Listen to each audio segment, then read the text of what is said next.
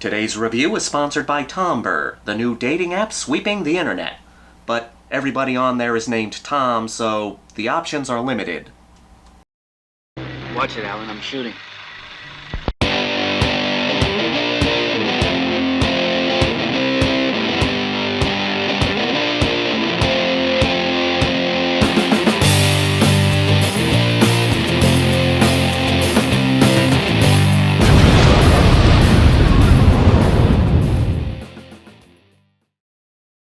Creep.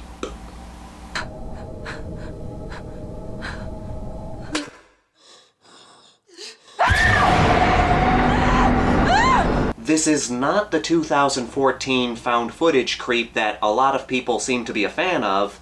I personally am not too fond of that movie. We'll get into that another time. What I'm talking about today is the 2004 British horror movie Creep. In terms of post-2000 slasher movies, us horror fans know about Terrifier and Terrifier 2. I absolutely love those movies. Art the Clown has earned his position as a horror icon. But I've also heard a few people talk about the Hatchet series, and I've heard some folks talk about the Laid to Rest movies. But I have not heard enough people talk about Creep.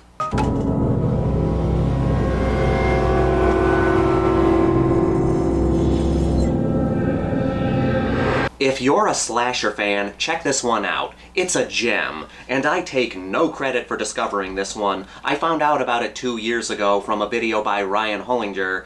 I absolutely love his channel. His videos are great. He does not need help from a schmuck like me, but check out his video on Creep. It's very, very good. And I'm talking about Creep, not Creep.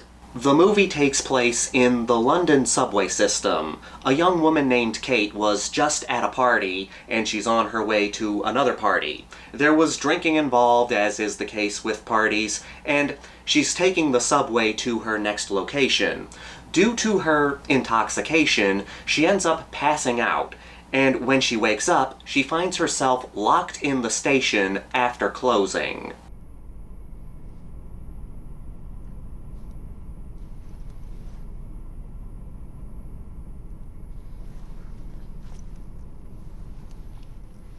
She goes around the station, trying to find a way out, trying to find the night watchman. Lucky for her, one of the guys who was at the party she was just at also happens to be at this train station. Unlucky for her, the guy is a fucking creep who tries to rape her.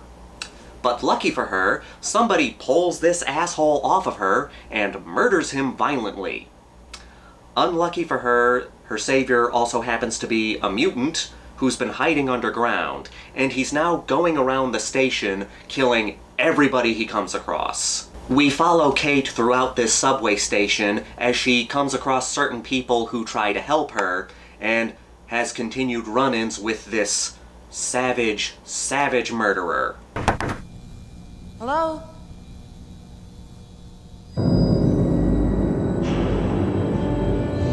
Anybody in there? Creep is a solid slasher movie. I like the location. This isn't the first movie to use a subway station or underground tunnels, but there's a reason it's used so much. This location works for horror. Especially in Creep, because we go back and forth from these dark underground areas to the brightly lit station. It creates a good contrast, and there are moments where we do get kills in the brightly lit area, which I love.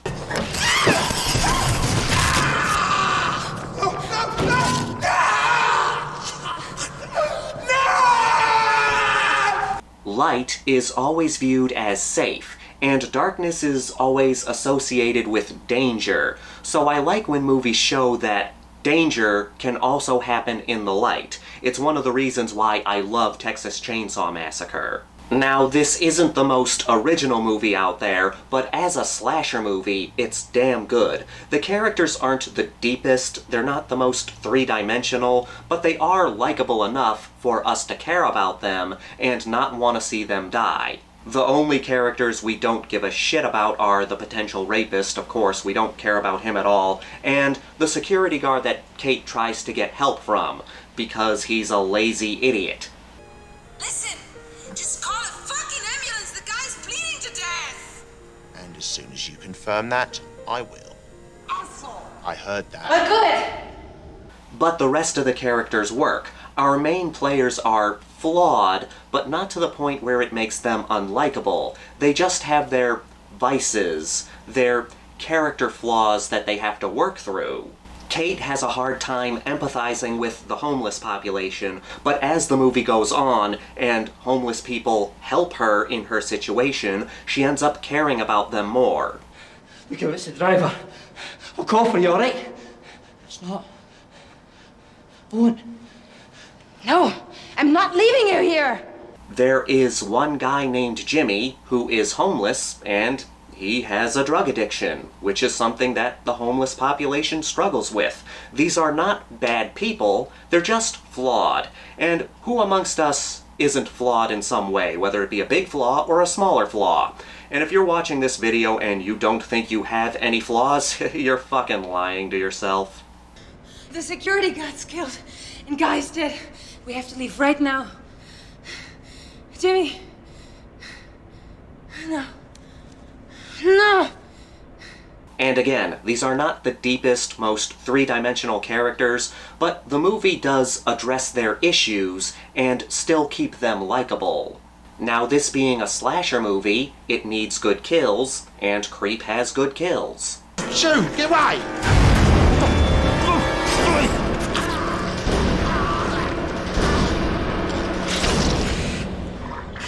Some of them are off-screen, some of them are on-screen, and there are one or two that are handled in a similar way to Texas Chainsaw Massacre. These are two different movies, but the kills are handled the same. The gore happens just off camera, or just out of view, and we fill in the blanks with our brain. There's only one or two moments where this happens in Creep, but it's done so well. Jimmy!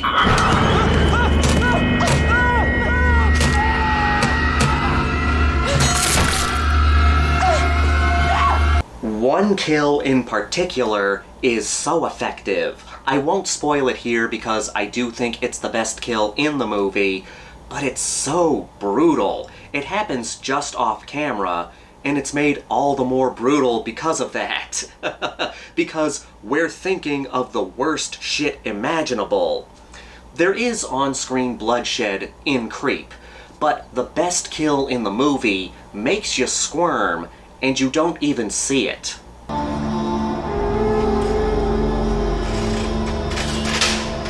For me, it's the killer that elevates Creep into something more than your fun, basic slasher movie. I do enjoy a basic slasher movie, but even us slasher fans appreciate something more. The killer of this movie will strike fear into your heart with his name alone. Craig. That's a true name of horror. Freddy Krueger, Michael Myers, and Craig.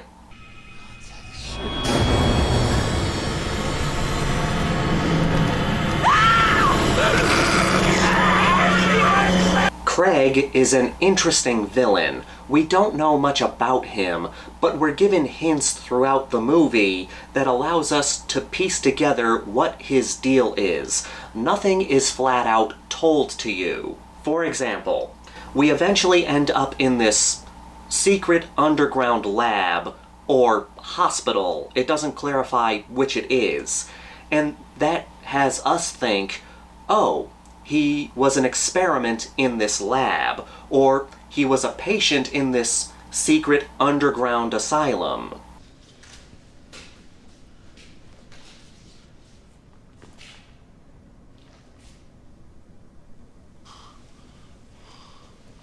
What is this place?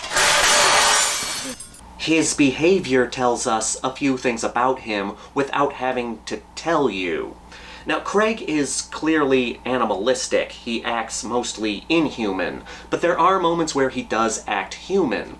But the way he does it is like he's mimicking what he's seen other people do. So he's not so much acting human, he's more so copying human behavior that he's seen throughout his life. So he does do human things, but the human things he does are off.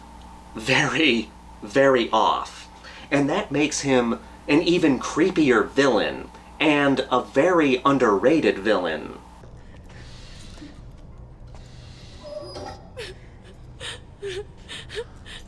Jimmy! Jimmy! It's all handled visually. Visual storytelling. I love it. And I appreciate how this movie doesn't have the need to explain everything to you. It gives the audience the information and allows them to piece things together on their own. Or it allows you to create your own backstory for Craig to make him scarier for you.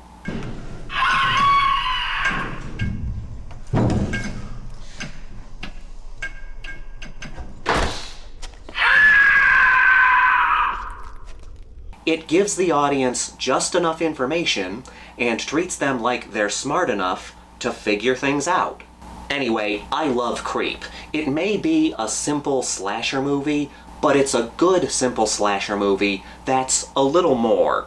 The characters are likable, the atmosphere is good, the kills are well done, and the villain is great. If you're a slasher fan and you're looking for a new slasher flick to check out, Creep is well worth your time. And with that, let's get to the Grindhouse rankings.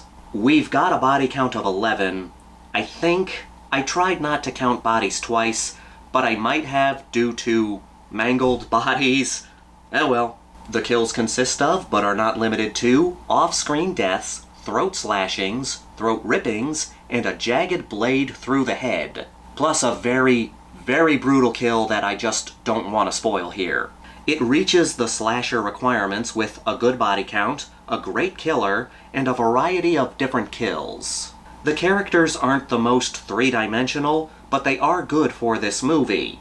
I like the subway station as a setting. It creates a good contrast of dark and creepy, and bright and creepy. The kills are good. One in particular is very brutal, and it's brutal without showing too much. Craig is a fantastic villain. He's interesting through visual storytelling. I appreciate that this movie treats its audience like they're smart enough to figure things out. And the movie has a good pace. It's only 85 minutes long, and it goes by fast. I'm giving this a 4.3 out of 5. It's a solid slasher movie with a good killer. It's an underrated gem. As always, I want to thank everybody for continuing to watch and support this channel. Please leave a comment down below. Let me know a post-2000 slasher movie that you think is a hidden gem. This is the Maniac, here to remind you that the Grindhouse will never die. I learned how to act like a human by watching pigeons. That might explain some of my issues. Some of my issues.